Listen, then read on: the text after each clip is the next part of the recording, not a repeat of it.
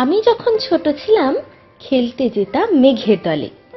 একদিন এক মেঘবালিকা প্রশ্ন করল কৌতূহলে, এই ছেলেটা, নাম কি রে তোর? আমি বললাম, হুসমন্তর।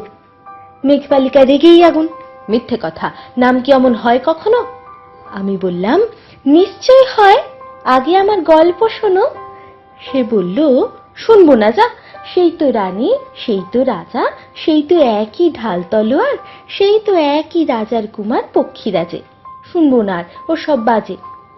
আমি বললাম, তোমার জন্য নতুন করে লিখবো তবে।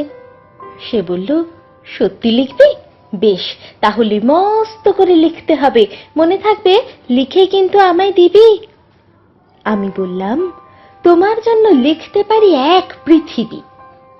লিখতে লিখতে লেখা যখন সবে মাত্র ২-৪ পাতা, হঠাৎ তখন ভূত চাপলো আমার মাথায়। খুঁজতে খুঁজতে চলে গেলাম ছোট্টবেলার মেঘের মাঠে। গিয়েই দেখি চেনা মুখ তো একটিও নেই এ তল্লাটে। একজনকে মনে হলো ওরই মধ্যে অন্যরকম।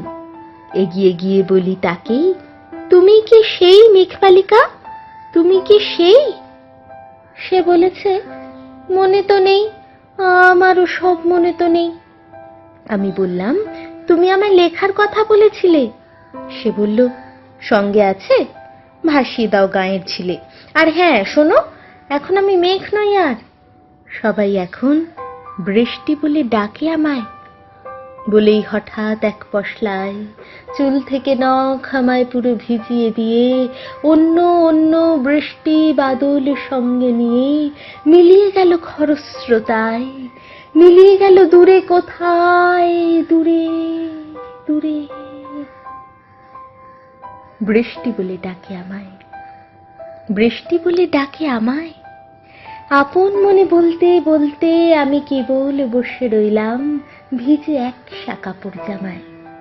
গাছের তলায় বসে রইলাম, বৃষ্টি নাকি মেঘের জন্য।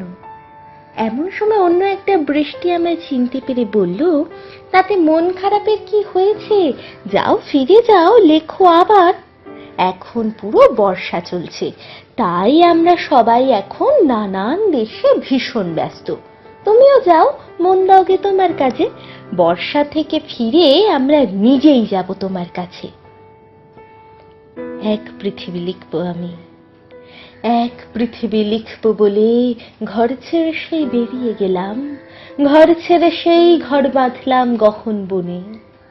সঙ্গী শুধু কাগজ কলম, একাই থাকবো, একাই দুটো ফুটিয়ে খাবো। ২-১ মুঠো ধুলোবালি যখন যারা আসবে মনে, তাদের লিখবো, লিখেই যাব। এক পৃথিবীর ১০০ রকম স্বপ্ন দেখার সাধ্য থাকবে যে রূপকথার, সে রূপকথা আমার একার। ঘাড় গুঁজে দিন লিখতে লিখতে, ঘাড় গুঁজে রাত লিখতে লিখতে, মুছেছে দিন মুছেছে রাত। যখন আমার লেখবার হাত অসাড় হলো, মনে পড়লো সাল কি তারিখ, বছর কি মাস, সেসব হিসেব আর ধরিনি। লেখার দিকে তাকিয়ে দেখি এক পৃথিবী লিখবো বলে একটা খাতাও শেষ করিনি। সঙ্গে সঙ্গে ঝমঝমিয়ে বৃষ্টি এলো খাতার উপর, আজীবনের লেখার উপর বৃষ্টি এলো এই অরণ্যে। বাইরে তখন গাছের নিচে নাচছে ময়ূর আনন্দিত, এ গাছ ও গাছ উড়ছে পাখি, বলছে পাখি, এই অরণ্যে কবির জন্য আমরা থাকি। বলছে ওরা, কবির জন্য আমরা কোথাও, আমরা কোথাও, আমরা কোথাও হার মানিনি।